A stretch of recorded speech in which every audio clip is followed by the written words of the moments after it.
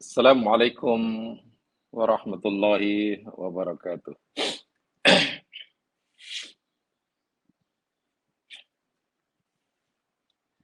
Innal hamdalillah nahmaduhu wa nasta'inu wa natubu ilaihi wa nastaghfiruh. Wa na'udzu billahi min syururi anfusina wa min sayyiati a'malina.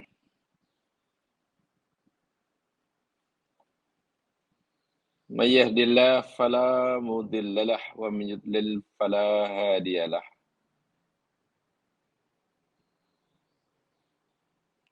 Asyhadu an la ilaha illallah wahdahu la syarika lah wa asyhadu anna Muhammadan abduhu wa rasuluh.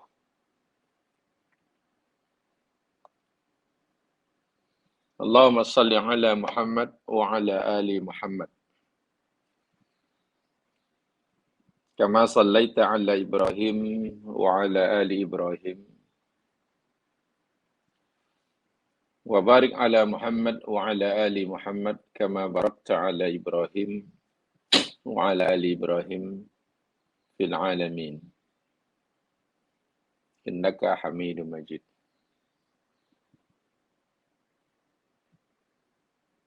Bismillahilladzi la yadurru masmihi syai'un fil ardi wala fis sama' wa huwas samiul alim. Bismillahilladzi la yadurru masmihi syai'un fil ardi wala fis sama' wa huwas samiul alim. Bismillahilladzi la yadurru masmihi syai'un fil ardi wala fis sama' wa huwas samiul alim. Allahumma anta rabbuna la ilaha illa anta khalaqtana nahnu ibaduk. Wa nahnu ala ahdika wa wa'dika mastata'na. Na'udzu bika min syarri ma sana'na. Nabu'u laka bi ni'matika 'alaina nabu'u laka bi dzunubina. Faghfir lana, faghfir lana, faghfir lana. Fa innahu la yaghfiru dzunuba illa anta. Amin. Didoakan mudah-mudahan semuanya dalam keadaan sehat walafiat,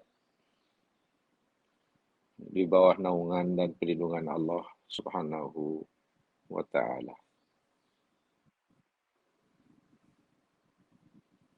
Alhamdulillah. Insyaallah pagi hari ini kita akan teruskan siri tadabbur kita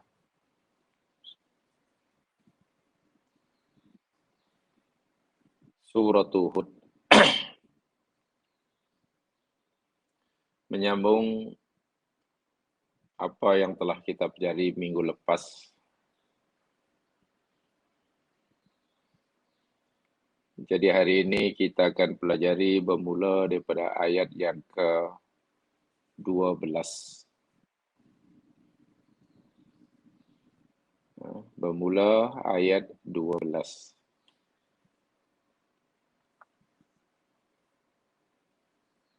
Dalam ayat sebelumnya, paling tidak 2 ayat sebelumnya, Allah menceritakan kepada kita sifat buruk yang ada pada diri manusia. Sifat kelemahan yang sekaligus sifat yang tercela. Yakni mereka kufur bila diberi nikmat. Dan mereka berputus asa,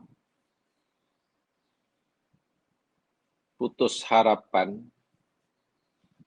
dan bahkan suudzon kepada Allah jika ditimpa kesusahan. Itu sisi buruk, sifat tercela manusia.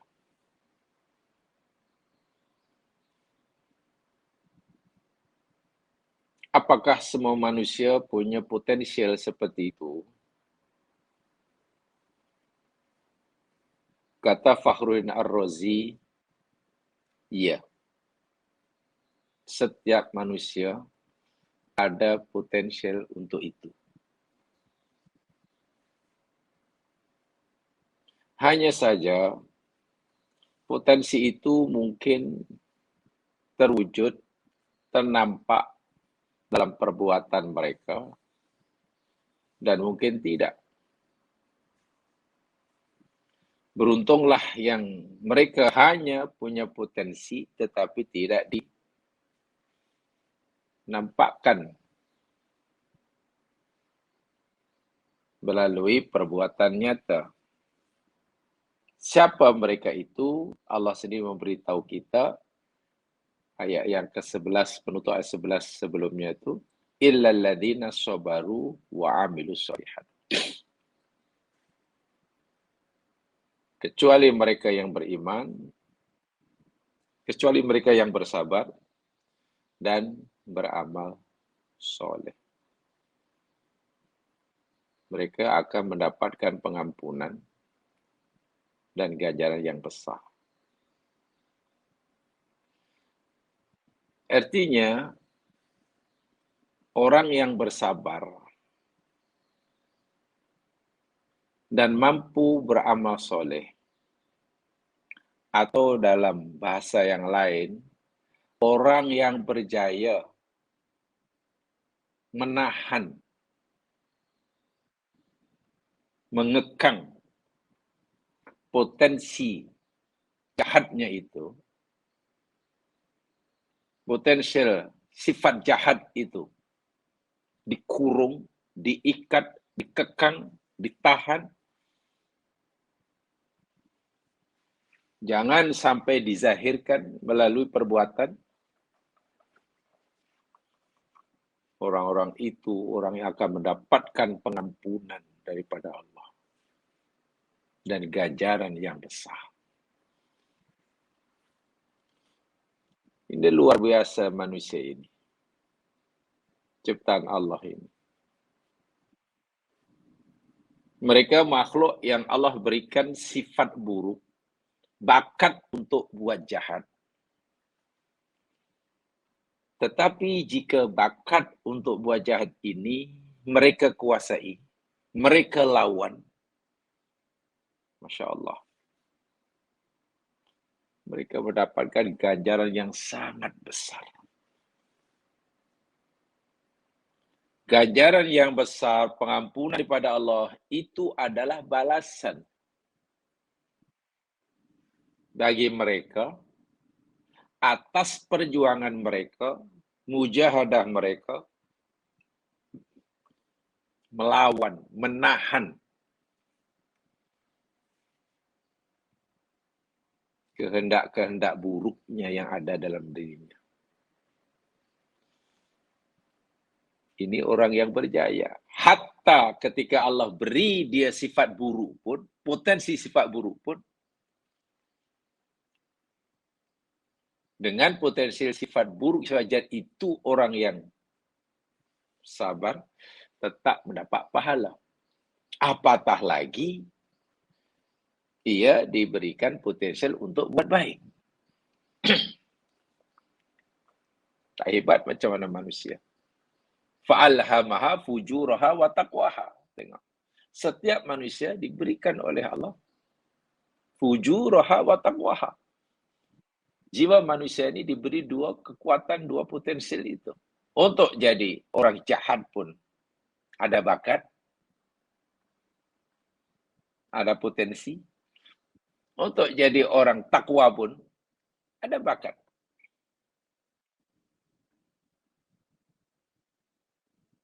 Mereka yang berjaya menahan. Minta maaf bahasa saya, dulu masa menuntut. Siapa mereka yang berjaya mengkebirikan, memandulkan potensi jahatnya, dapat pahala. Demikian juga sesiapa yang dapat mengembangkan, mengasah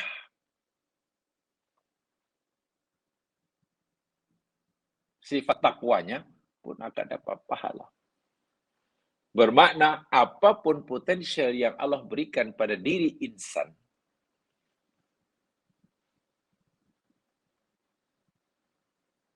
orang mukmin sentiasa mendapatkan manfaat dan kebaikan yang besar daripadanya. Dari sini kita dapat memahami bahawa potensial jahat yang ada dalam diri manusia itu pun adalah sebagai nikmat daripada Allah. Sebagaimana diciptakannya iblis dan setan, itu nikmat. Sebagian daripada nikmat Allah adalah diciptakannya iblis. Diciptakannya hawa nafsu, itu nikmat. Jangan ada di antara kita yang membayangkan, ya Allah, alangkah senangnya lah hidup jika iblis tidak ada. Jika iblis tidak ada, di hidup ini senang, semua orang jadi baik, semua masuk surga. Bukan. Jika iblis tidak ada, jika nafsu tidak ada, katalah. Kita kata, ya semua jadi baik, masuk surga. Mungkin semua jadi baik. Tapi jangan tergesa-gesa menetapkan karena sudah baik akan masuk surga. Belum tentu. Karena baiknya manusia, kerana iblis tidak ada, nafsu tidak ada, bermakna manusia tidak diberi potensial untuk buat jahat. Hanya diberikan bakat untuk buat baik. Bahasa mudahnya, manusia dicipta oleh Allah sebagai makhluk yang hanya mampu buat baik, tak reti buat jahat. Sebab itu kalau dia baik, maknanya bukan usahanya, bukan mujahadahnya. Sebab itu dia tidak layak dapat apa-apa upah. Malaikat semuanya baik belaka. Apakah kebaikan malaikat itu oleh Allah nanti akan diganjar dengan surga? Tidak. Tidak.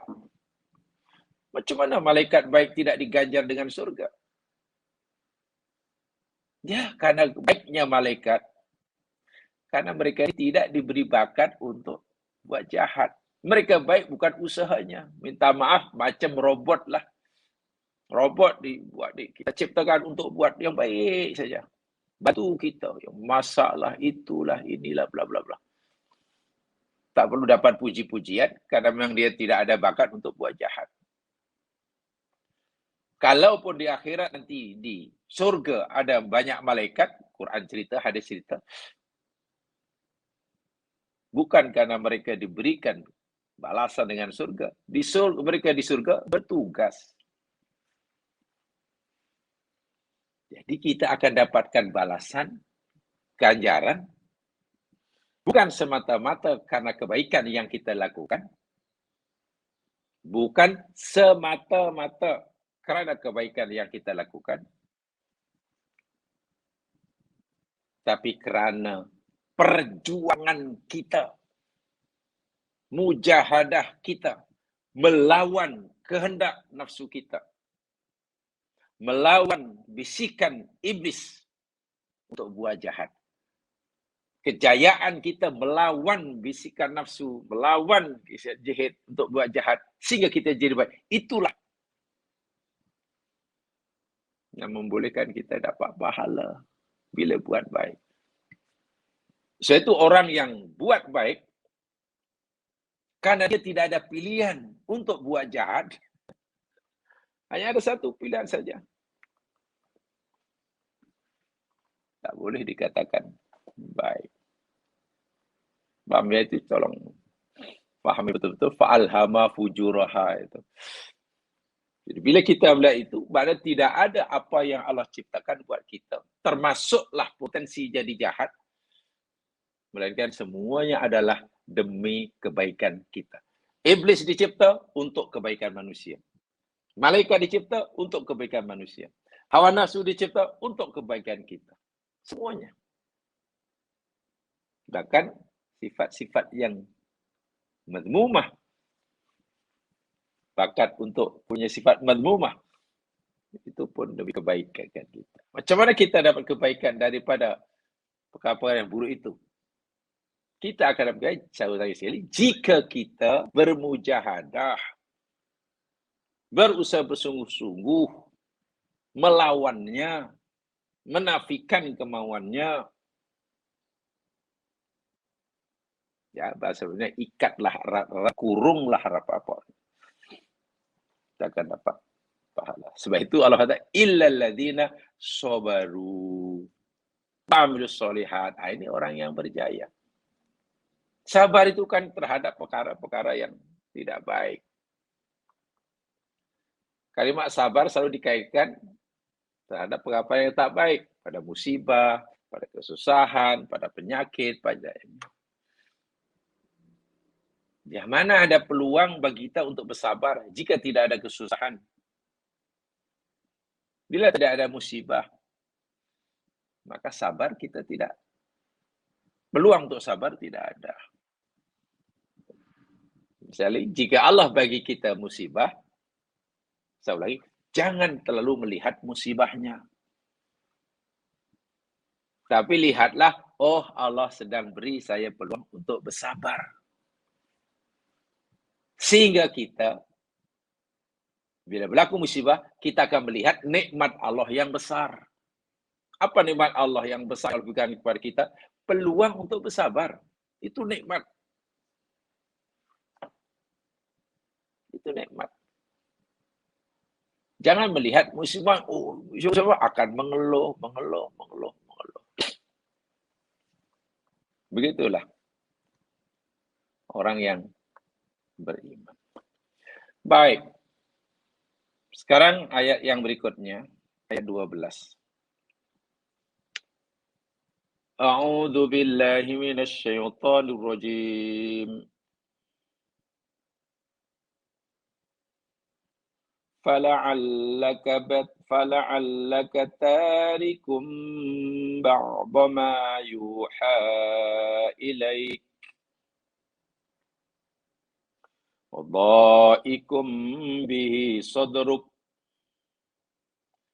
أن يقولوا لولا أنزل عليه كنز أو جاء معه ملك إنما أنت نذير والله على كل شيء وكيل. Fala'allaka dan la'allaka. Saya tidak terjemahkan dahulu sebab ini perlu uraian ya. Terus terang jemaah sekalian, sulit sekali lah mencari perkataan yang tepat. Satu patah kata bagi setengah bahasa Al-Quran. Karena kalau dikatakan fala'allaka dan mudah-mudahan engkau, atau katakan jangan-jangan engkau, cemana apa maksudnya? Ya tak apalah, la'allaka aja lah, nanti dijelaskan. Ini engkau Rasulullah. Tarikun akan meninggalkan.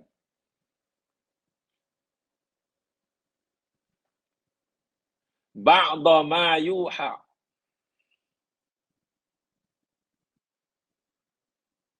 Akan sebagian apa yang diwahyukan kepada engkau. Satu. Tak ikut wahyu. Engkau akan tinggalkan. Wahyu aku berikan kepada engkau. Jangan kau nak tinggalkan. Satu. Kedua. Wadha'ikum bihi sadruk. Dan akan menjadi terasa sempit karena sadruka hatimu. Ada dua. Apa punca? Apakah mungkin yang akan menjadi, yang menyebabkan Nabi meninggalkan wahyu yang Allah turunkan, tidak menyampaikannya? Apa agaknya punca hati Nabi sempit, sedih? Ayyaqulu. karena mereka berkata atau karena perkataan mereka, kaum kamu, laula unzila alaihi kanzun, kenapalah tidak diturunkan ke atas dia Muhammad itu simpanan, perbendaraan, kekayaan, harta. Au jaa ma'ahu malak, atau datanglah bersamanya malaikat. Orang kafir kata, tuduh Muhammad, ialah kalaulah betul engkau ni utusan Allah, kenapalah engkau ni miskin? Jika engkau utusan Allah yang akan menjadi pemimpin kami, tak sepatutnya engkau ni miskin. Sepatutnya engkau punya perbendaraan, kekayaan yang banyak. Tuhanmu, Allah pasti berikan kamu kaya. Baru layak jadi pemimpin kami. So, mereka menganggap Rasulullah tak layak jadi pemimpin mereka karena Rasulullah tidak punya kanzun. Miskin. Ini penyakit ini akan sentiasa wujud dalam hati manusia ya. Susah sekali, berat sekali, kalau tidak dikatakan mustahil, berat menerima kebenaran, menerima nasihat, jika nasihat dan kebenaran itu disampaikan oleh orang yang dipandang lebih rendah daripada dirinya. Itu sulit sekali. Lebih-lebih lagi oleh mereka yang abdud dunya, pemuja dunia. Lebih-lebih lagi mereka yang berfahaman materialisme, yang mengatakan budaya hedonisme, di mana nilai seseorang itu, darjah seseorang itu ditentukan oleh kekayaan yang dia miliki, jawatan yang ia sandang, tempat tinggal di mana ia tinggal, kendaraan yang dia pakai, dan macam-macam lah, yang bersifat dunyawiyah. Bila orang sudah meletakkan bahawa nilai manusia, kedudukan manusia, level manusia ditentukan oleh harta benda dunia, susah orang seperti ini tidak menerima kebenaran jika kebenaran itu disampaikan oleh mereka yang dianggap rendah, miskin, tak punya kedudukan. Jadi hakikat orang-orang yang menolak kebenaran, khasnya orang jalan ini, bukan kerana yang disampaikan oleh Nabi ini tak betul. Bukan Rasulullah ini bercakap bohong. Penghalangnya yakni ada pada diri sendiri. Selagi ia masih merasa tidak patut, tidak perlu menerima kebenaran yang disebutkan oleh orang lain, hanya karena yang menyampaikan ini dianggapnya rendah, karena menurut utama mereka nilai muru'ah, harga diri, image seseorang di dunia ditentukan oleh kekayaan, ya sampai kiamat lah orang ini tak akan mau menerima. Satu. Jadi Nabi sedih bila kata itu, kenapalah kamu menilai kebenaran? Mau menerima atau tidak bergantung pada siapa yang menyampaikan, siapa ini. Apa pasal? Kenapa kamu letakkan syarat kamu baru akan menerima risalah yang aku sampaikan dari Tuhanku? Apabila aku punya perbenaran harta yang banyak, apabila Allah jadikan aku kaya, punya malinggai, apalah. Dan yang lebih teruk lagi, kenapa kamu meletakkan syarat untuk kamu menerima ajaran aku yang aku bawa daripada Allah SWT? Jika ada malaikat yang menemani aku kemana-mana. Ja'a ma'ahu malak. Mana malaikat, ada malaikat jadi saksinya. Memberikan kesaksian. Wahai manusia, betul, Muhammad ini utusan Allah. Aku sebagai malaikat, sebagai saksinya. Mungkinkah benda macam itu? Yang mereka, syarat yang mereka minta itu mustahil. Jadi Allah beritahu pada Nabi Muhammad, jika mereka meletakkan syarat, mau beriman kepada ajaran kamu, jika kamu ini jadikan kaya, jika aku jadikan kamu kaya raya, jika ada malaikat yang sentiasa menemani kamu, bila itulah syarat mereka, katakan saya pada mereka, kamu mau beriman ke tak beriman ke, meletakkan syarat ke syarat, itu urusan kamu. Innama anta munzir Muhammad, hanya saja engkau ini hanya sebagai pemberi peringatan. Beritahu pada mereka, hai kaumku, aku ini hanya memberi peringatan. Jika peringatanku kamu terima, ya kamu yang untung. Bila tidak,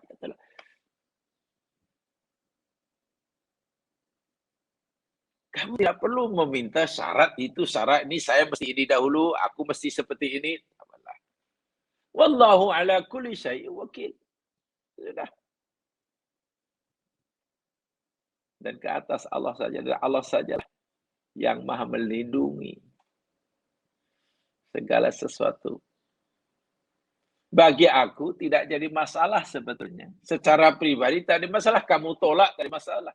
Kamu menafikan kebenaran risalahku tak ada masalah. Janji Allah yang mengutus aku telah mengakui kebenaran risalah. Sudah. Kesaksian Allah, pengakuan Allah, perlindungan Allah telah memadai, telah mencukupi. Telah menjadi bukti yang tak dapat dinafi akan kebenaran risalahku. Jika kamu semua menolak, nilai kebenaran risalahku tidak akan berkurang sedikit pun. Sebaliknya, jika semua kamu menerima, nilai kebenaran pun tidak akan bertambah. Artinya apa? Sikapmu menolak atau menerima tidak memberi pengaruh sedikit pun terhadap kebenaran risalah yang aku bawa. Subhanallah. Ini benar-benar ayat tafsir juga dikatakan begitu, tasliyah juga begitu. Berkata tasliyah. Nabi sedih sebab Allah nyatakan fala'allaka tarikum ba'da ma yuha ilaik. Jamaah sekalian, saya ingin sampaikan di sini ya tentang la'ala dahulu. Soal la'ala ini pelik sedikit ya. Di dalam Al-Quran, dalam bahasa Arab la'ala, khasnya dalam Al-Quran ini pelik sedikit.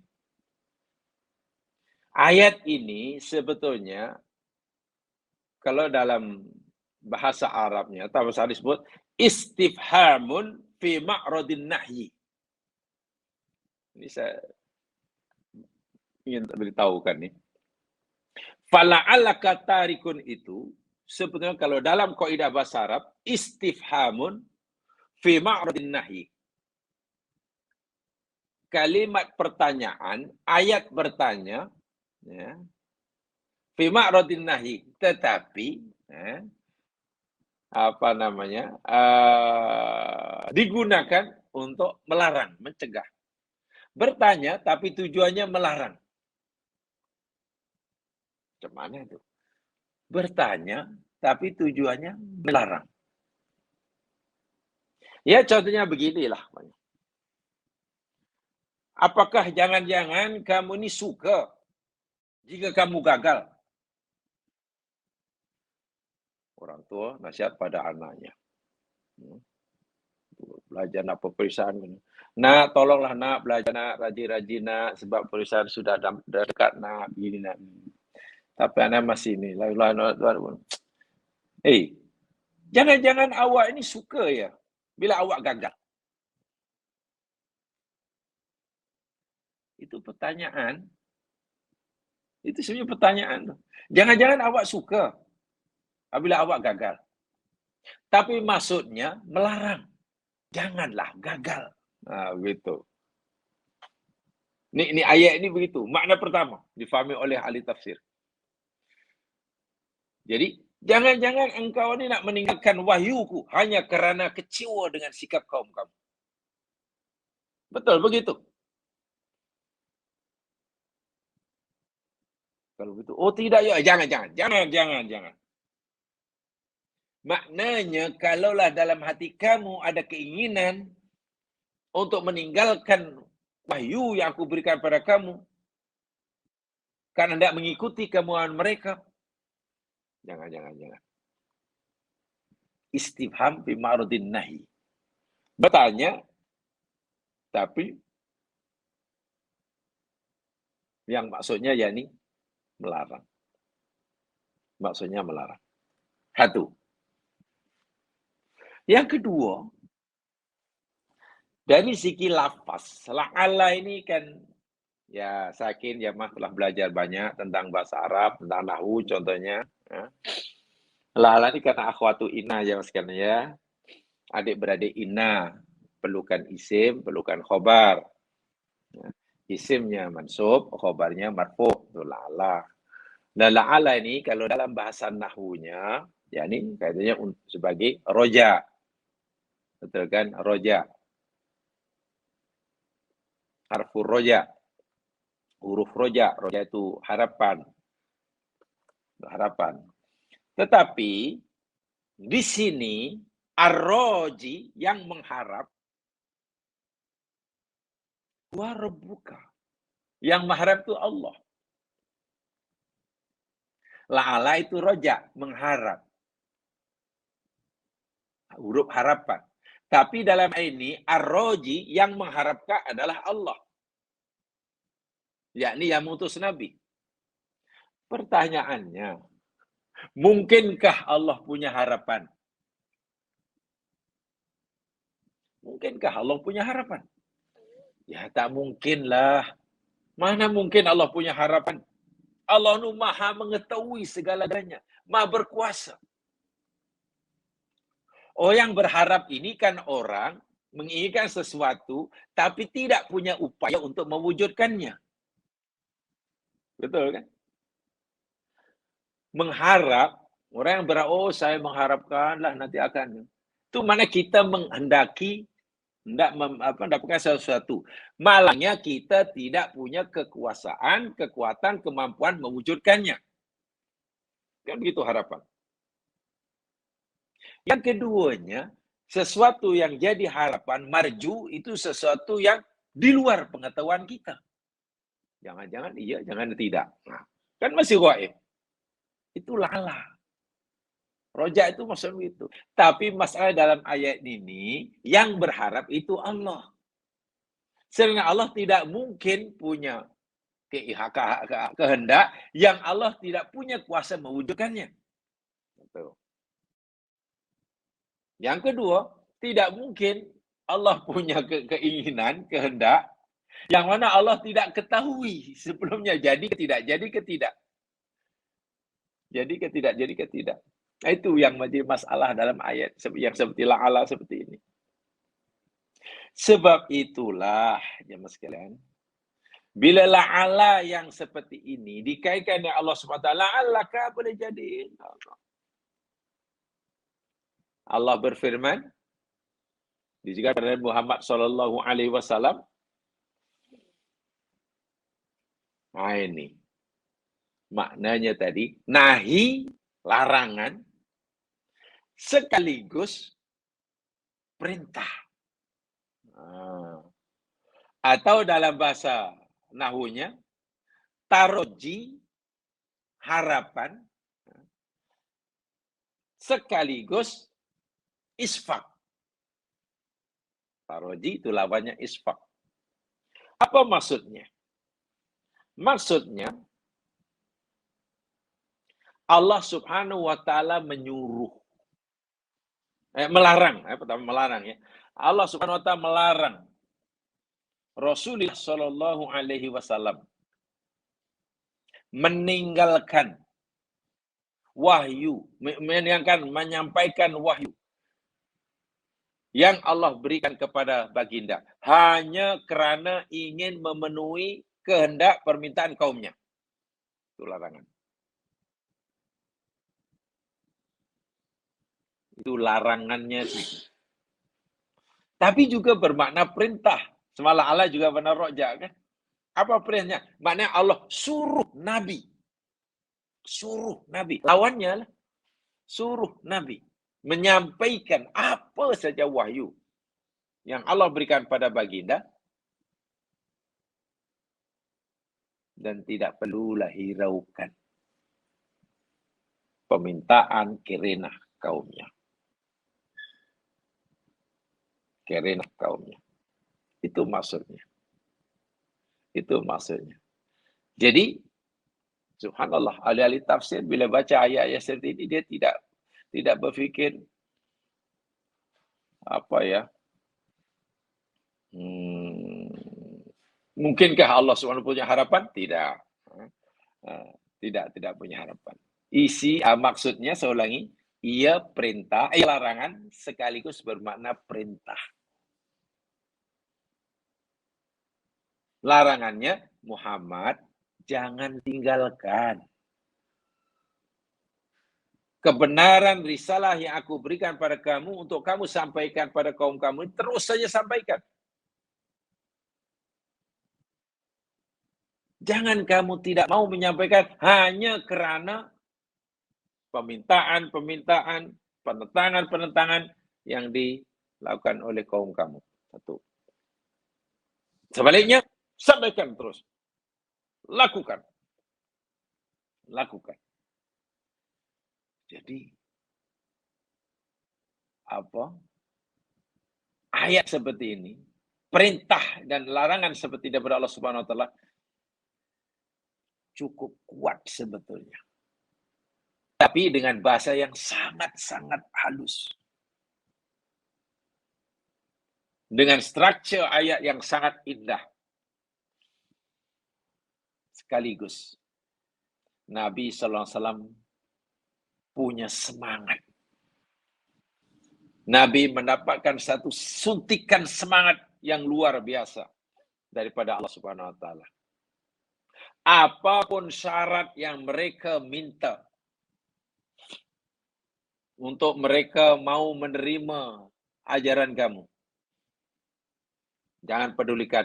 Jangan menyebabkan hatimu sedih, kecewa, hingga kamu tidak mau lagi menyampaikan ajaranku, kata Allah. Hanya karena tidak tahan dengan penentangan mereka. Jangan. Aku, kata Allah, Tuhanmu, wakilun. Wakil maknanya melindungi. Segala-galanya, akulah yang akan melindungi. Yang akan menentukan hasilnya. Kerja kamu hanya hindar. Innama anta nadhir. Kewajiban kamu tak ada lain, nadhir saja. Mereka terima atau tidak, menentang atau tidak, meletakkan syarat tidak, ya sudah pedulikan. Itu. Masalah yang kedua. Jika Allah kata, jangan kamu tinggalkan wahyuku. Menyampaikan wahyuku. Terus ramaikan. Karena hatimu kecewa, sempit, sedih.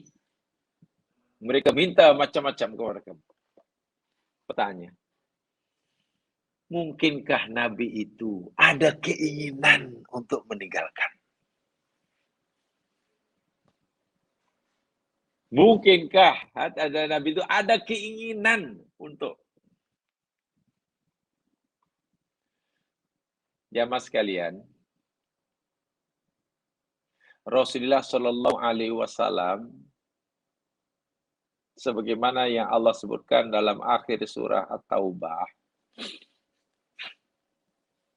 laqad ja'akum rasulun min anfusikum azizun alaihi ma anittum harisun alaikum bil mu'minina raufur rahim. Nabi ini orang yang sangat-sangat mengambil berat kemaslahatan umatnya. Nabi ini seorang yang sangat-sangat merasa berat sekali atas penderitaan kaumnya. Nabi ini adalah seorang yang sangat-sangat sayang, mengasihi kaumnya. Aziz, Haris, Rauf, Rahim. Itu sifat yang Allah berikan.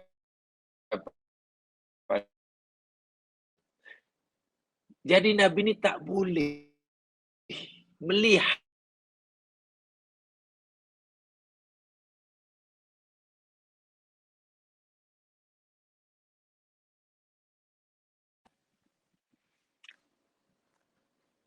Nabi membayangkan apalah akan terjadi jika nanti umatku yang menolak ini masuk neraka. Nabi tak boleh bayangkan. Terlalu khawatir, terlalu sayang. Ada peribahasa Melayu pernah mengatakan kan, seberat-berat mata memandang, lagi berat bahu yang memikul, ya. Peribahasa ini untuk Nabi tak berlaku. Sebab bagi Nabi, seberat-berat bahu yang memikul, lagi berat mata Nabi yang memandang. Jadi kalau Nabi melihat kesusahan umatnya, umat itu sudah susah. Nabi merasakan lagi susah. Sebab itu Nabi lebih rela lapar daripada melihat kaumnya lapar. Bagi. Sangat-sangat mengambil berat kebaikan, hidayah kaum. Karena terlalu tinggi harapan Nabi akan kebaikan, hidayah terhadap kaumnya. Sehingga jika kaumnya itu menolak, Nabi hiba sungguh. Bukan kerja mana? Hiba.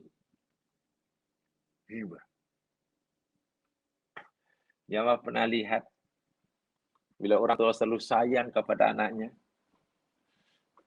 dan anaknya pula tak patuh kepadanya, tidak taat kepadanya. Walau orang tua ini sangat menyayangi. Akhirnya bukan anaknya yang dipukul, tapi orang tua pukul di sini. Ya, aku yang salah. Itu karena hibah. Nah, sifat sebenarnya manusiawi. Kalau ada orang tua melihat anak ini sangat menyayangi anaknya, lalu anaknya ini tidak patuh, itu pun orang tua pukul di sini, macam menyiksa dirinya sendirilah, macam tak nak makan, ayah tak nak makan, kalau kamu tak nak, ayah tak nak cakap. Macam itu bukan karena kecewa, hibah, terlalu sayang. Apatah lagi Rasulullah SAW. Dan yang diperjuangkan oleh Nabi bukan hanya untuk kebahagiaan umatnya di dunia, di akhirat. Seakan-akan macam manalah umatku ini. Begitu berani, begitu rela disentuh api neraka. Aku yang melihatnya pun tak sampai hati dia akan masuk neraka. Tak sampai hati.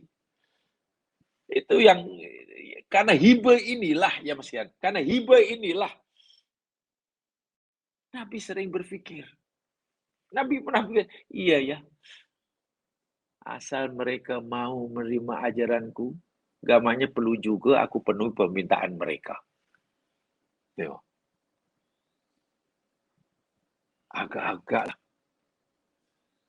Kalaulah aku penuhi permintaan mereka, ya, mereka akan terima ajaranku. Walhal memenuhi permintaan mereka itu termasuk perbuatan yang salah.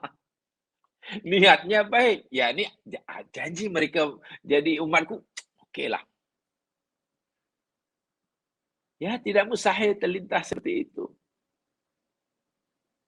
Tapi belumlah terlintas.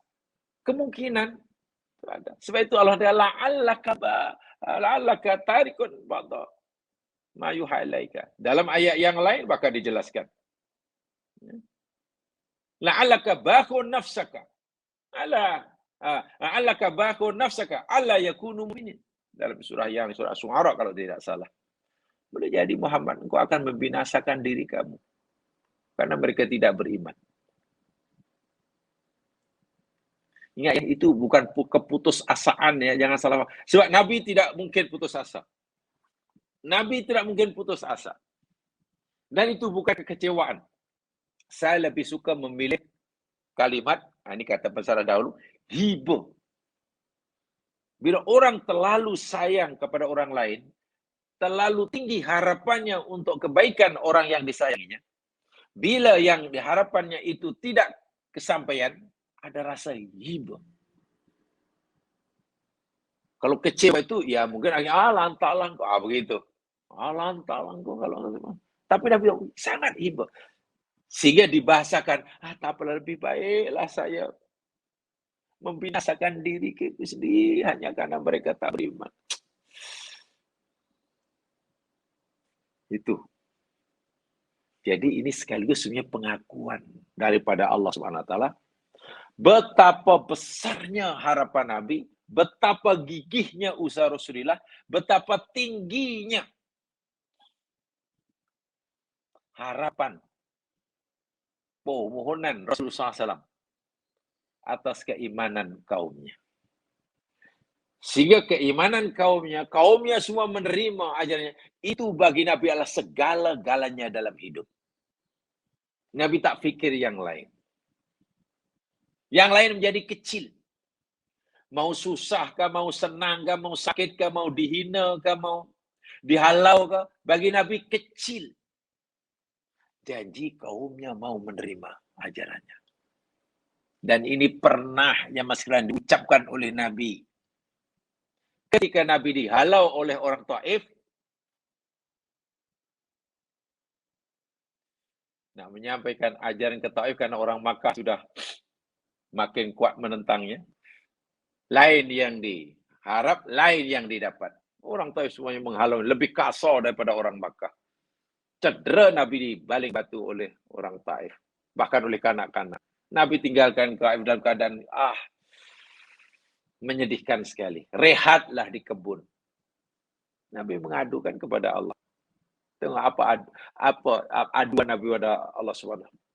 Illam yakun nabi lam lakun bika ghadabun alayya fala ubali.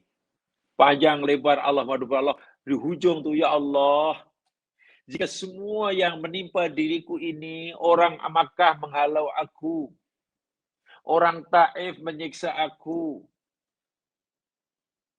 tidak ada seorang pun yang menjadi penolongku dalam dakwah ini.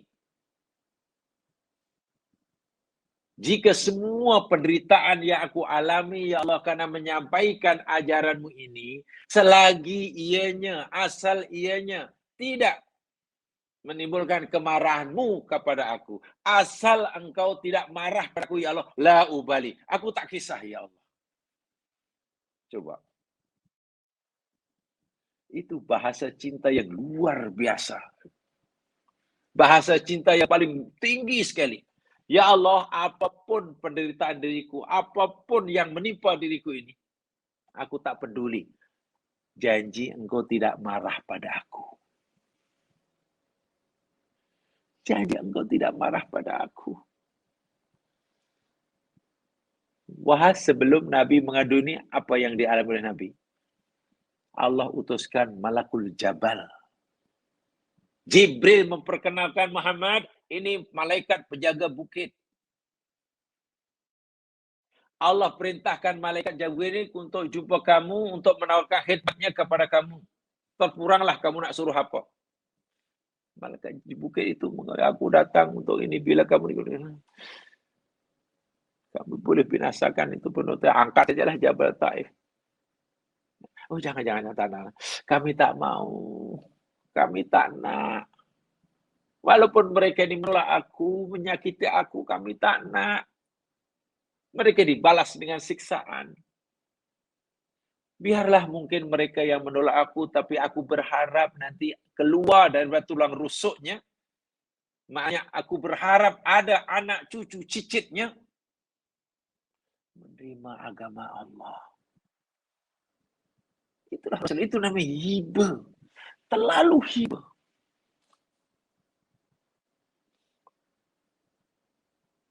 Lalu Allah menghiburnya. Seakan-akan, ya Muhammad, tidak perlulah kamu bertindak sampai begitu sekali, tidak membinasakan diri segala. Tidak. Sebab tugas kamu, yang aku berikan, ya ini hanya menyampaikan. Hanya menyampaikan, tidak perlu sampai begitu. Jadi ini kan bahwa Allah sayang, tak payahlah sampai itu. Orang tua suruh anak belajar sungguh-sungguh, nak buat periksaan. Lalu budak ini belajar tiap malam belajar sampai pukul 3 pagi. Pukul 3:30 baru nak tidur. Kemudian bangun sekejap, apa namanya, sembahyang subuh, belajar lagi sehingga tidurnya kurang, makan kurang karena belajar. Orang tua kata, "Nak, betul lah, ayah suruh awak belajar, tapi taklah sampai macam tu sekali. Taklah sampai tak nak tidur, sampai tak nak makan. Belajar, tapi makanlah, jangan sampai menyusahkan diri." Ibaratnya macam tu lah. Sebab apa? Sebab anak tadi, ya, tak mau, jangan-jangan masih kurang nih. Nanti kalau aku tak lulus macam mana? Ayah pasti kecewa. Ayah kata, taklah macam itu, nak. Walaupun ayah suruh awak, agar awak lulus, dan awak suruh awak belajar, tapi takkanlah sampai tiap malam jaga tak ada tidur. Wahai Muhammad, aku suruh kamu menjadi utusan aku, menyampaikan risalahku. Saya sampaikan sajalah. Tapi tak kalah sampailah kamu nak menyiksa diri, sampai tak nak menyusahkan diri, nak biarkan diri, hanya kerana mereka tak beriman. Tak payahlah sampai saya. Bukankah itu tanda kasih sayang Allah Subhanahu Wa Taala? Sekaligus menunjukkan sikap Nabi yang sangat-sangat mengambil berat akan keimanan kaumnya. Baik, itu tafsir secara umum ayat ini. Saya umum saja. Saya kutip daripada berbagai penjelasan, saya rengkumkan maknanya seperti itu. Kalau baik, di sini saya ingin sampaikan tafsir Ar-Razi, Fakhruddin Ar-Razi. Beliau berkata begini, ini tentang ayat yang ke-12 inilah. Fakhruddin Ar-Razi dalam tafsir Mafatihul Ghaib,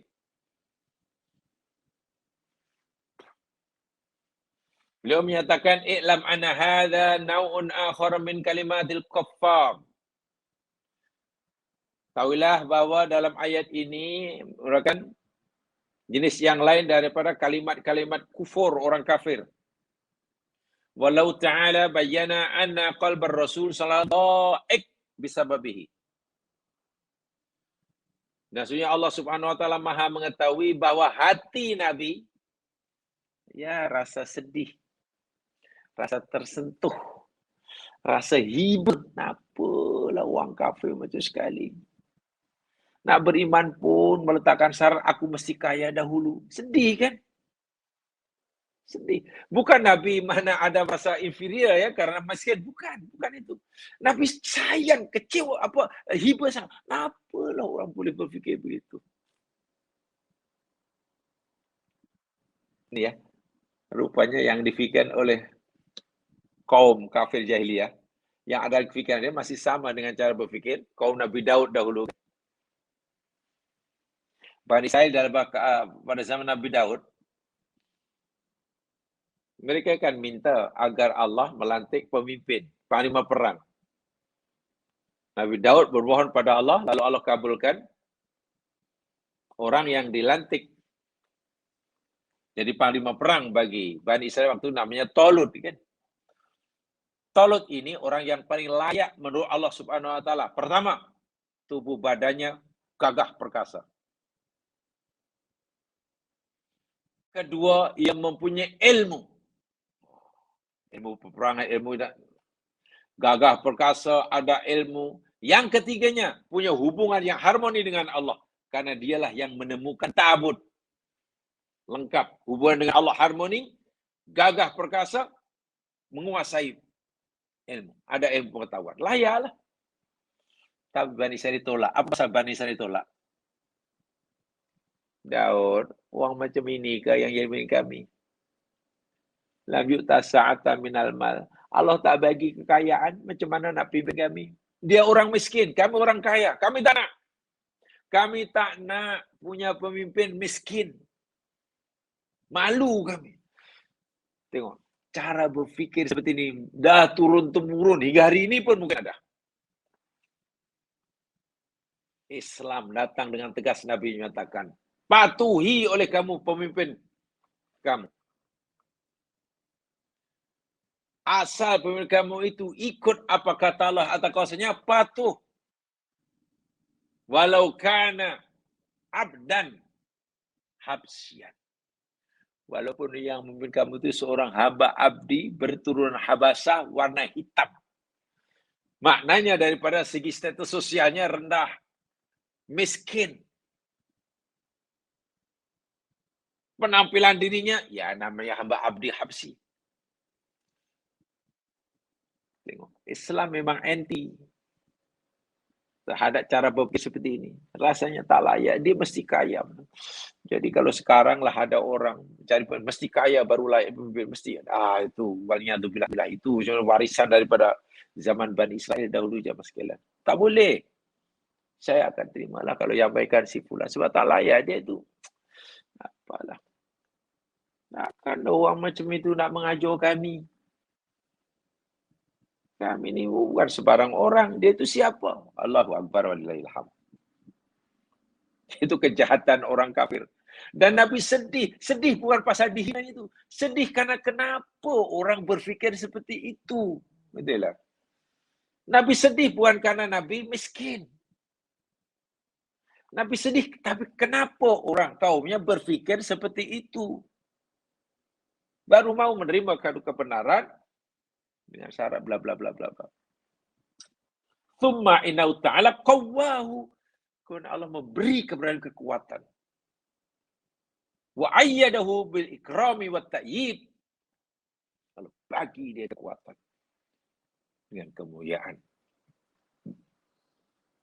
Satu. Ada bermasalah dalam ayat ini. Ruya an Ibni Abbas radhiyallahu anhuma.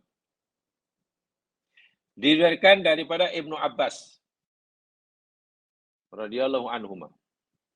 Anna ru'asa Makkah qalu. Bahwasanya pemimpin-pemimpin Makkah kafir Quraisy berkata, "Ya Muhammad, ij'al lana jibala Makkah dhahaban in kunta rasulan." Coba. Kalau bahasa kita sakit hati kan. Muhammad, engkau dapat jadi nabi. Okey, terpulang. Engkau mau kami semua jadi pengikutmu? Okey, tak masalah. Syaratnya satu. Ij'al lana jabala Makkah dhahaban. Kalau kamu mau kami jadi pengikut kamu, menerima ajaran kamu, tolong jadikanlah, ubahlah bukit yang ada di Makkah ini berubah menjadi emas. In kunta rasulan. Jika betul lah dakwaan engkau tu betul bahawa engkau tu utusan Allah yang berkuasa, pasti mampulah. Hanya sekadar mengubah bukit jadi emas, tolong ubah dahulu. Nanti kami akan mengakui kamu sebagai utusan Allah dan kamu. Luar biasa permintaan dia. Itu syarat dia. Riwayat daripada Ibnu Abbas. Wa qala akharun, yang lain berkata, "Itina bil malaikah yashhaduna bi nubuwwatika." Atau begini ajalah. Kalau itu kamu rasa berat, datangkan kepada kami. Perlihatkan kepada kami, tunjukkan kepada kami beberapa orang malaikat di hadapan kami. Dan para malaikatnya akan memberikan kesaksiannya, syahadahnya, akan terhadap kerasulan dan kenabian kamu. Jika para malaikat yang datang berhadapan dengan kami, lalu memberikan kesaksian bahwa engkau utusan Allah, engkau Rasulullah, ya kami akan percayalah. Kami tak rasalah terhina. Karena pemimpin kami rupanya, punya ilmu, boleh buat bukit jadi emas. Status kami sebagai orang-orang yang dihormati oleh masyarakat, Tidaklah terjadi. Karena kami mengikuti pemimpin yang disokong oleh para malaikat depan kami. Takkan kami tak mau menerima. Faqal, apa Nabi jawab? La aqdiru ala dhalik. Wahai kaumku, aku tak mampu nak melakukan semua itu. Aku tak punya daya dan kekuatan. Jangankan kamu suruh aku jadikan ubah bukit di Makkah jadi emas. Nak tukar pasir jadi emas, jadi batu pun tak mampu. Jadi perak pun tak mampu. Jadilah aqdir. Kami tak mampu, tak berupaya. Lalu turun ayat ini. Itu pertama. Riwayat Ibnu Abbas. Hanya saja mereka ya berbeza pendapat dengan tarikun ba'da ma yuha ilaika itulah. Faqala Ibnu Abbas berkata, "Wa qala musyriku Nabi sallam, i'tina bi kitabin laisa fihi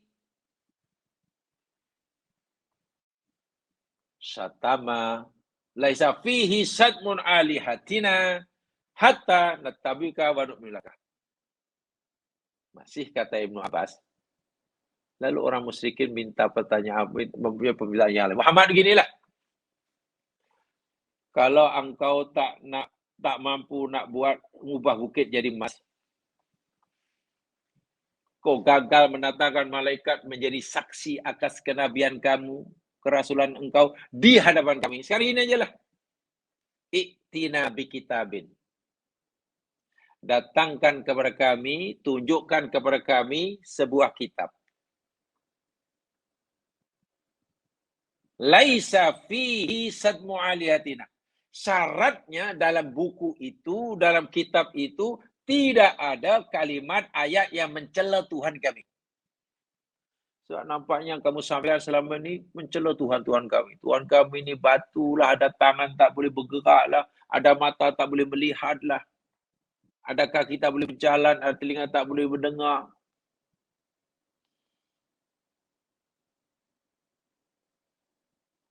Banyak yang kamu sampaikan selama ini menghina Tuhan kami.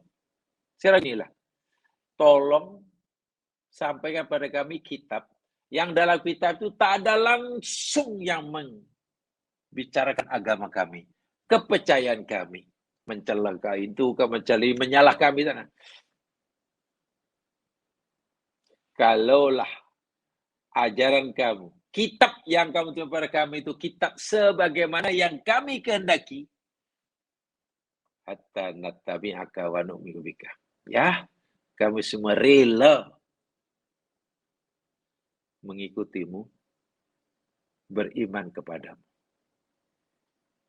Ini, iya. Nabi pikir, iya. Apa perlu saya menukar kitab? Apa perlu menggantinya?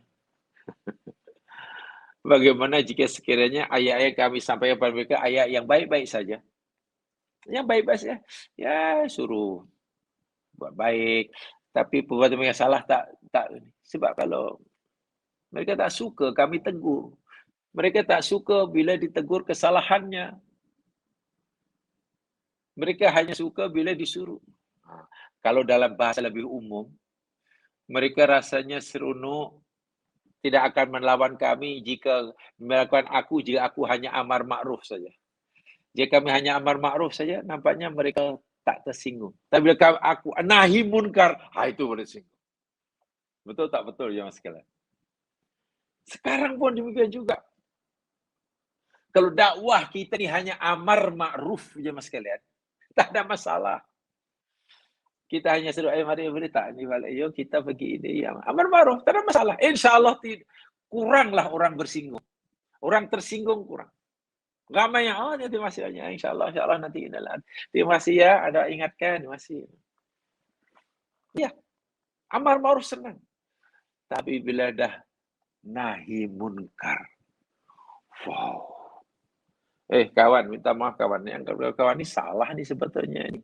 Ini tak betul ni, ini dosa ni, sepatutnya gini-gini, darinya begini-gini. Siapa kamu nak tegur kami? Ramai orang yang mudah tersinggung, tak puas hati. Jika kesilapannya dibetulkan, bengkoknya diluruskan, kesesatannya ditunjukkan. Ini cabaran Rasulullah SAW. Dan ini juga cabaran pendakwah di hari kiamat. Jika kita hanya amar ma'ruf, insya Allah kurang cabarannya. Percaya, kurang cabarannya. Tapi bila kita sudah berkecimpung dalam nahi munkar, itu nahi munkar itu cuma lebih susah daripada amar ma'ruf. Ya, barangkali disebut amar ma'ruf baru nahi munkar ya. Sebab kenapa nahi amar disebut dahulu? Sebab lebih mudah. Nabi tengok. Dan ini pernah dikemukakan oleh orang Quraisy. Muhammad, kami tak ada masalah lah dengan dakwah kamu, dengan kitab kamu yang kamu kata gini-gini. Tapi saya gini aja lah.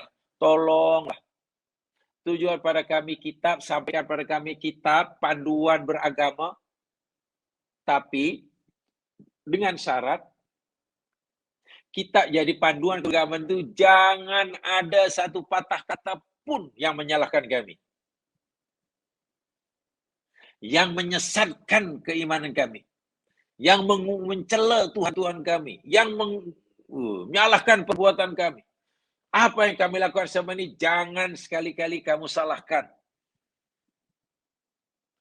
Kalau kamu hanya mengajak kami, marilah kita umpamanya menghormati kawan. Sila. Marilah kita sebagai anak, hormat pada mak bapak. Okey, tak masalah. Tapi bila kamu kata ini tak boleh, ini sesat. Susah ya, nahi munkar ini susah. Tak percaya, cobalah jamaah terangkan. Saya kira semua kita ada pengalaman. Masa amar ma'ruf, kawan dekat. Ramai. Tapi bila kita sudah masuk nahi munkar, lari kawan. Tersinggung, berasa, iya apa, rimas aku. Ini tak boleh, ini tak boleh. Ya itu sebetulnya menunjukkan yang mereka itu salah. Jadi, penghalang, sesuatu yang menghalangi seorang dari menerima kebenaran itu sebenarnya ada dalam diri seseorang. Itu satu. Itu masalah pertama. Masalah yang kedua dalam ayat ini. Ajma'al muslimuna ala annahu la yajuzu ala Rasul sallallahu alaihi wasallam ayakhuna fil wahyi. Seluruh umat Islam telah berijma', sepakat, sekata bahwasanya Rasulullah sallallahu alaihi wasallam tidak boleh, bahkan tidak mungkin mengkhianati wahyu. Tidak boleh. Seluruh umat Islam sepakat, sekata tidak mungkin, dan memang tidak harus pun,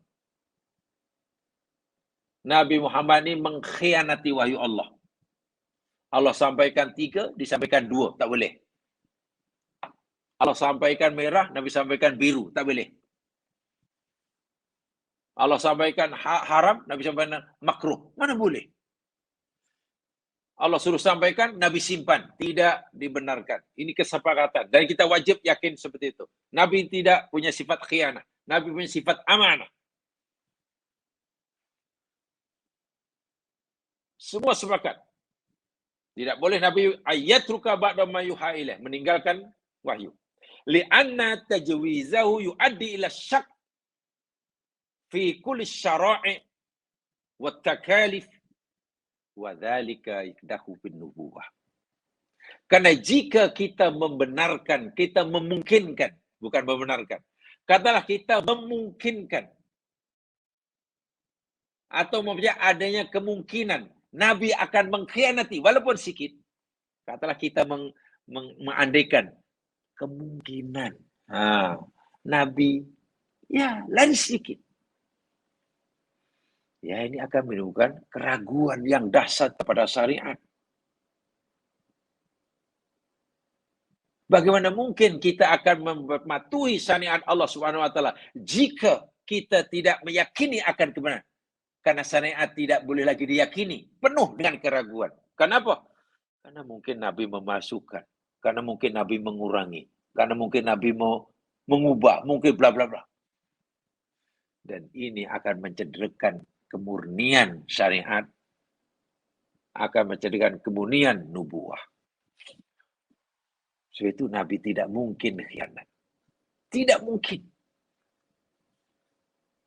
Walaupun tawaran-tawaran, godaan-godaan untuk khianat terhadap wahyu, seringkali Nabi terima. Itu ya. Itu yang kedua. Fa'aidan fal maksud minal risalah tablighu takalifillahi wa ahkami. Maksud risalah itu yakni menyampaikan taklif Allah dan hukum hakam Allah. Fa'idha lam tasul hadil fa'idah faqad kharaja risalah. Jika tujuan risalah itu tidak kesampaian, menyampaikan risalah, tujuan risalah yakni menyampaikan taklif kan. Gitu. Tiba-tiba tujuan ini tidak kesampaian, kan Nabi tidak menyampaikan. Ada 10, Nabi sampaikan 9. Bayangkan. Merah Nabi sampaikan biru. Mana ada perubahan? Mana tidak tercapai ya? Ya. Kan itu apa maknanya beragama? Jika kita yang mengikutinya akhirnya tidak melaksanakan syariat seperti yang dikehendaki, karena syariat yang datang kepada kita sudah dikorap. Sudah corrupted. Sudah ya tidak sempurna lagi. Akhirnya serajin manapun kepatuhan kita pada syariat yang kita terima, tetap saja masih tidak sempurna di hadapan Allah. Kenapa? Karena syariat kita terima sampai kita rupanya sudah corrupted. Siapa yang korup? Katalah Maha Suci Allah. Kalaulah Nabi yang dituduh korup. Ini bermakna Jibril dapat wahyu daripada Allah, macam itulah bunyi dia. Jibril menyampaikan kepada Muhammad, macam itulah bunyi dan ayatnya. Nabi menyampaikan kita, macam itulah bunyi dan ayat. Tidak ada pengurangan, tidak ada pokok tambah. Jadi yang kita terima hari ini, seperti ini, sama betul dengan apa yang Nabi terima daripada Jibril. Sama betul dengan apa yang Jibril terima daripada Allah Subhanahu wa Ta'ala. Itu keyakinan kita 100%. Jangan ada keraguan sedikit pun. Karena akhir-akhir ini kan sudah mulai ada yang meragui agama. Ya. Oke, yang tentang menpraktikkan ulama dahulu sudah lama berlaku. Sehingga ada juga kesannya orang sudah mulai meninggalkan jasa-jasa ulama. Jadi mereka itu manusia biasa, tidak perlu. Gerakan itu sudah hampir berjaya, akhirnya sudah mulai ada bertekan hadis Nabi. Hadis Nabi itu kan ya hanya cerita sejarah. Boleh jadi betul, boleh jadi tidak. Perawinya ya bagaimana mungkin kita nak pastikan semuanya betul daripada Rasul yang ini. Itu dari ucapan dari fulan. Jadi kemungkinan salah itu masih besar. Si hadis perlu dikoreksi, perlu diteliti lebih mendalam. Yang niatnya sebenarnya bukan mencari kebenaran, tapi justru mencari celah-celah kesilapannya. Sehingga kesannya pun sudah ketara ada orang yang menolak hadis. Mula-mula meragui akan hadis, sebagian hadis. Kemudian meragui keseluruhan hadis. Kemudian menolak sebagian hadis. Kemudian menolak semua hadis. Jadi hadis tidak perlu diambil berat. Terus saja pada Al-Quran, satu-satunya yang masih asli. Sekarang sudah mulai ada gerakan-gerakan khasnya daripada musuh Islam atau menjadi orang Islam yang pura-pura Islam. Quran pun sudah ditimbulkan keraguannya. Betulkah Quran itu seperti ini yang diterima oleh Nabi daripada Jibril? Jangan-jangan Quran ini, jangan-jangan macam-macam lah. Ya mungkin mula-mula diragui tentang penafsiran orang-orang dahulu, penafsiran Nabi. Penafsiran Nabi terhadap Al-Quran diragukan. Bila itu dah oh ya kalau itu penafsiran Nabi ini meragukan, itu mungkin hanya sesuai bagi Nabi. Kita punya mungkin. Tak puas itu, akhirnya Quran itu sendiri yang diragui ketulenannya. Bila semua sudah ditolak, apa yang tinggal? Ya, jadi orang bebas lah. Jadi orang bebas. Saya itu hendaklah ayat ini mengunci pintu bagi kita.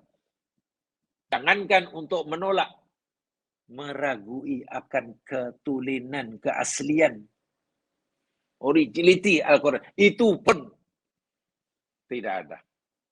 Tidak ada keraguan sedikit. Kita meyakini yang kita terima ini sama dengan yang terima oleh Nabi, sama disampaikan oleh Jibril kepada Nabi, sama dengan apa yang disampaikan oleh Allah kepada Jibril. Karena permintaan itu ditolak sebagai Muhammad, kami tak nak itu, kami tak nak itu. Bermakna Nabi tidak khianat wahyu sikit pun.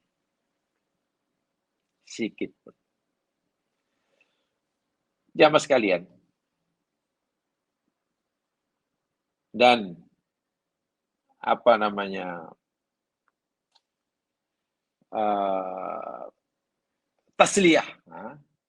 Belum berbuat saya. Tasliyah yang Allah berikan kepada Nabi Muhammad SAW. Karena permintaan orang kafir Quraisy tadi sangat berat sekali ya. Kalau engkau mau kami jadi pengikut Muhammad, itu ubah gunung jadi emas. Kan berat ya. Kalau engkau mau kami jadi pengikut Muhammad, tolong datangkan malaikat sebagai saksi yang menyokong mengakui kenabianmu. Kan berat itu. Atau kalau engkau mau kami jadi pengikut Muhammad, ya ubahlah. Ubahlah. Sampaikanlah ayat-ayat, atau kalau kamu kata itu kitab yang tidak ada, yang isinya tidak ada yang memaki keluhan kita, yang memaki kesalahan kita. Mana biarkanlah apa yang kami lakukan selama ini, macam itu sudahlah. Kamu tak perlu salahkan, kamu tak perlu cela, kamu tak. Kalau macam itu, kami boleh terima. Kan minta malaikat segala kan. Mereka tak fikir ya. Kalau malaikat turun sekalipun jamaah sekalian, lalu memberikan kesaksian di hadapan mereka atas kerasulan Nabi Muhammad, ini pun jadi masalah juga, iskal juga bagi mereka. Karena jika mereka ingin melihat malaikat dan malaikat ingin dilihat oleh mereka, malaikat mesti menjelma jadi manusia. Kan? Mesti menjelma.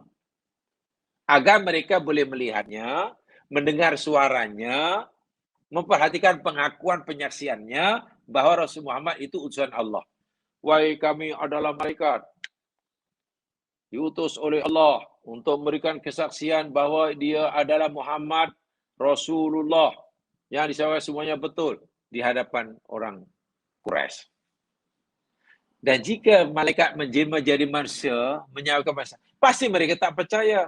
Kami nak malaikat, bukan manusia. Kan begitu. Kami mahukan malaikat yang memberi kasihan, bukan manusia yang cakap sudah kamu tu manusia. Okey, kemudian katalah malaikat menjadi saksi, tapi tidak menjelma jadi manusia karena mereka nak tak malaikat. Malaikat datang depan mereka berupa wujudnya yang asli. Bukan menjelma jadi manusia, tapi menjelma dalam menampakkan dirinya dalam bentuknya yang asli malaikat. Yang berkepak-kepak, yang bersayap-sayap itu. Okeylah, katalah malaikat yang mereka minta jasi, malaikat Jibril katanya. Menjelma dalam bentuk yang asli, sayapnya ada 600. Macam mana agaknya? Malaikat Jibril belum berkasihan, mereka sudah pingsan semuanya. Pingsan jemaah sekalian. Melihat malaikat pasti pingsan. Karena kemuliaan dan keagungannya. Satu. Yang keduanya, bumi tempat mereka mau malaikat memberi kesaksian tak cukup luas. Ruang antara bumi dan langit belum cukup luas bagi seorang Jibril untuk menzahirkan, menampakkan dirinya yang sebenar. Dan ini pernah dilihat oleh Nabi kan. Nabi balik daripada Gua Hira. Di padangnya ada satu lembaga yang sangat besar sekali. Menjulang ke atas yang tak muat. Ruang antara bumi dan langit pertama tak cukup luas untuk Jibril menjelma dalam bentuknya yang asli. Nabi baru melihat Jibril dalam bentuk yang asli. Bukan di dunia, tapi di Sidratul Muntaha. Di mana Sidratul Muntaha alam yang maha luas. Barulah melihat bentuk Jibril yang asli itu seperti itu. Nabi tak pingsan karena dah biasa kena Jibril. Kita yang tak pernah kena Jibril, orang kafir Quraisy, pertama tak pernah kena Jibril. Kedua, makom hatinya tak sama. Jibril sangat suci. Mereka kotor jiwanya. Ketika bentuk Jibril, takkan pingsan. Jadi kalau Jibril datang dan bentuk yang asli berkisah, mereka pun tak dengar juga persaksian Jibril. Tak melihat juga karena mereka dah pingsan. Bahkan mati. Jika Jibril menjadi manusia, mereka tak percaya. Mereka kata kami nak malaikat, bukan manusia. Jadi alasan mereka, syarat mereka katakan ini sebenarnya hanya mengada gitulah. Hanya mengada. Sebab walau ja'alnahu malakan la ja'alnahu rajulan. Allah berfirman, kalaulah kami jadikanlah makhluk yang mereka minta sebagai saksi itu para malaikat atau utusan di malaikat bukan manusia, pastilah malaikat kami jadikan sebagai seorang manusia, kata Allah. Dan bila seorang manusia mereka tak percaya itu malaikat. Dan lain sebagainya. Jadi apa yang mereka minta ini sebetulnya semuanya tidak masuk di akal. Tidak masuk di akal. Untuk lebih mudahnya,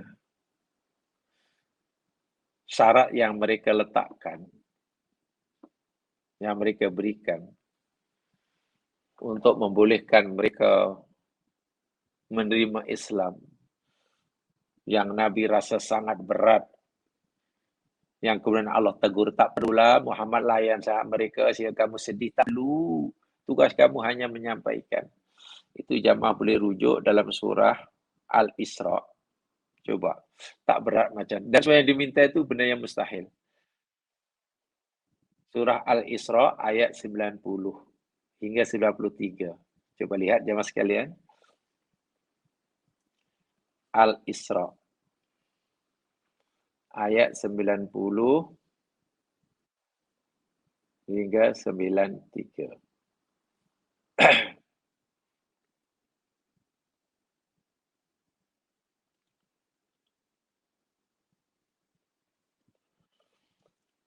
Di sinilah, inilah senarai permintaan pelik mereka, syarat-syarat pelik mereka kepada Muhammad.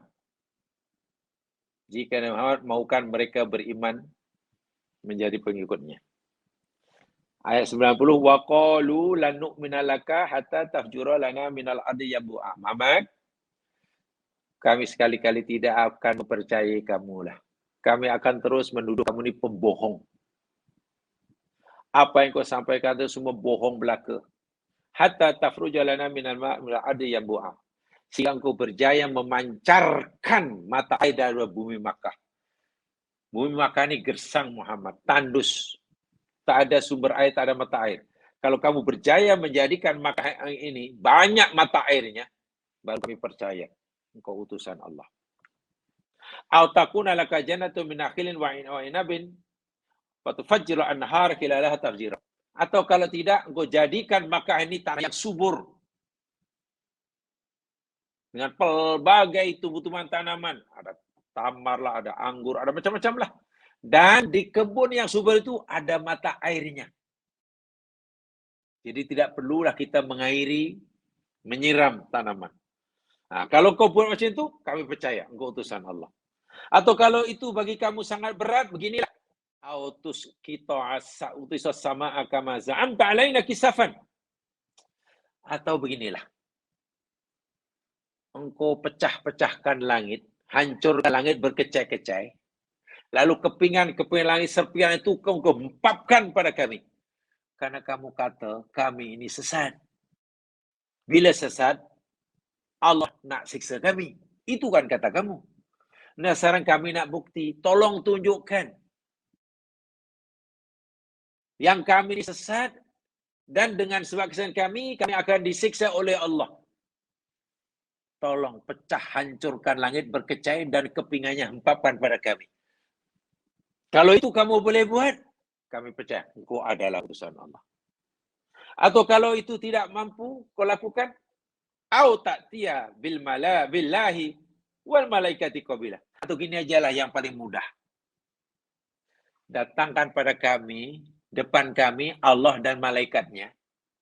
Sehingga kami boleh melihat dan Allah memberitahu pada kami, ini Muhammad, hambaku dan utusanku. Malaikat pun memberikan saksian, ini Muhammad, hamba pada Allah dan utusan Allah. Atau itu sajalah senang. Biar Allah sendiri dan malaikat yang memberitahu pada kami bahwa engkau utusan Allah. Baru kami percaya.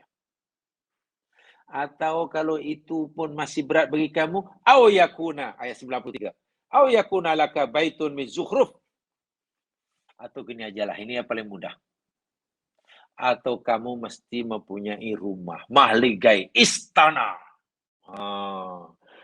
Yang terbuat daripada batu-batu berlian, batu-batu yang mahal, intan, berlian, zamrud, zabarjat, penuh dengan keindahan. Janganlah rumah tanah liat. Rumah kamu mesti istana yang megah.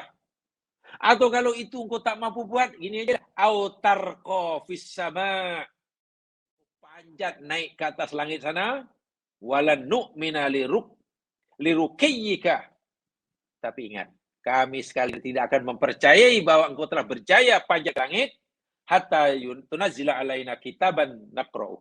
Sehingga kamu turunkan pada kami kitab yang kami baca. Kau panjat langit, lalu turun, bawa kitab dan kau baca. Baru kami percayakan kau adalah utusan Allah. Permintaan yang, minta maaf ya, permintaan yang gila semua itu zaman sekarang. Allah suruh Nabi jawab apa? Kul subhana rabbi. Maha suci Allah. Maha suci Allah. Hal kuntu illa basaran rasulah. Bukankah aku ini, melainkan aku hanyalah manusia yang diutus jadi rasul. Tak lebih itu. Sifat-sifat kemanusiaan yang ada di sama dengan kamu. Sebagaimana kamu tak mampu mengubah bukit jadi emas, aku pun tak mampu. So, aku manusia. Sebagaimana kamu tak mampu mengeluarkan mata air daripada bumi Makkah yang tandus, aku pun tak mampu. Aku manusia.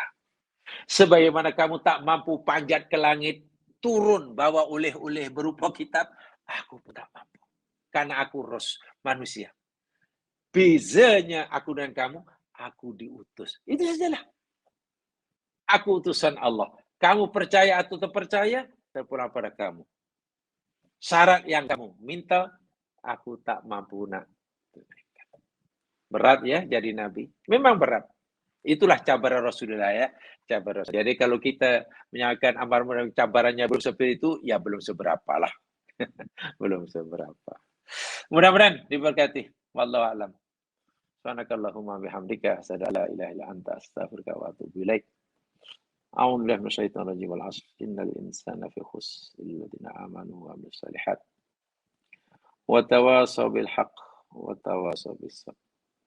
Assalamualaikum warahmatullahi wabarakatuh.